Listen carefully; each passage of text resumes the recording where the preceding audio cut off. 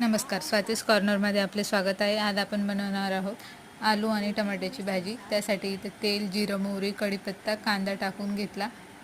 तडतड झाल्यावर पूर्ण जिरं, मोहरी, त्याच्यात कांदा वगैरे टाकून आता याच्यात 1 चमचा गरम मसाला, अर्धा चमचा तिखट आणि थोडीशी हळद आणि टोमॅटो टाकून मिक्स करून घेऊ. टोमॅटो शिजायसाठी आता याच्यात आपण थोडंसं पाणी टाकून घेऊ. टोमॅटो गाळ झाले की मुलं काढून टाकत नाही तर माझे मुलं टोमॅटो काढून टाकतात. चांगले शिजले की त्यांना ते एवढं जाणवत नाही की टोमॅटो आहे म्हणून. त्याच्यात आता मीठ टाकून घेऊ आणि आलू आपण इथे धुवून आणि शिलून घेतलेले आहे. छोट्या छोट्या फोडी केल्या मी, कारण की टिफिनमध्ये द्यायची होती भाजी. लवकर शिजायसाठी ही एक ट्रिक तुमच्या कामी येईल.